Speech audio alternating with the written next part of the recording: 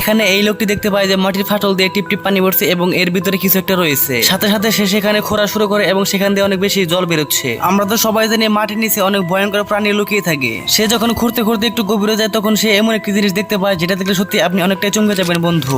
ওকে বন্ধুরা, এই লোকটি এই গর্ত থেকে নর্দার্ন স্নেক হেড মাছ খুঁজে পায়। মূলত এই মাছটির মাথা সাপের মতো দেখতে বলে এটার নাম দিয়েছে স্নেক হেড। এই মাছটি চীন, রাশিয়া এবং কোরিয়াতে সবচেয়ে বেশি পাওয়া যায়। আজকে না জামাইবাবুকে দিদির কাছে খুব মার খাওয়াবো। কি রে এগুলো আমার সামনে আনছিস কেন? এটা খেলে পেটের গ্যাস দূর হয়ে যাবে। সত্যি বলছিস? ঠিক আছে চল, এটা তুই 5 মিনিট ঢাকা দিয়ে রেখে দে, দেখবি কালারটা চেঞ্জ হয়ে যাবে। ঠিক আছে আমি ঢাকা দিলাম, ওয়াশরুম থেকে এখনই আসছি। এই তো এবার আমি প্লেটটা চেঞ্জ করে দিই। কই দেখি তো চেঞ্জ হলো কিনা। হ্যাঁ তাই তো। তাহলে তুই এখন অর্ধেকটা খেয়ে নে আর বাকিটা পরে খাবি, ঠিক আছে? ঠিক আছে এখন আমি অর্ধেকটা খেয়ে নিলাম। উফ বাবারে, গাটা এত অসর মসর লাগছে কেন? পাদুই বা এত হচ্ছে কেন? ছি পাদুর কি গন্ধ করছে।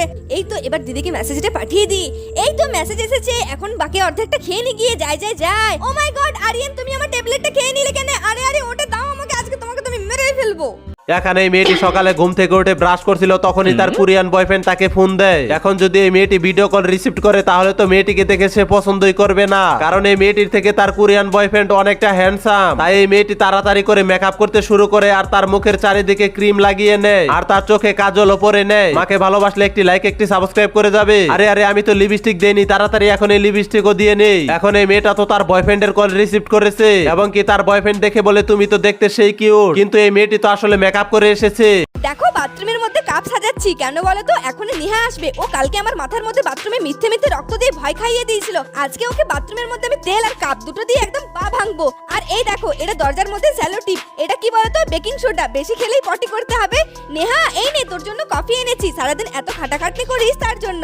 ও আচ্ছা হয়ে গেছে। আও পেটটা কি ব্যথা করছে, খুব পটি পেয়েছে, আমি না পটি করতে যাব। উফ মাগো, এটা কে করেছে? একে পটি পেয়েছে তারপর আবার এইগুলো। আরে পড়ে যাচ্ছি তো, ইস আর পারছি না যেতে। বাথরুমের এটা কি অবস্থা করেছিস রে? প্র্যাঙ্ক করার সময় পেলি না? না সহ্য হচ্ছে না রে, এবার আমি এখানেই পটি করে দেব। কি অবস্থা।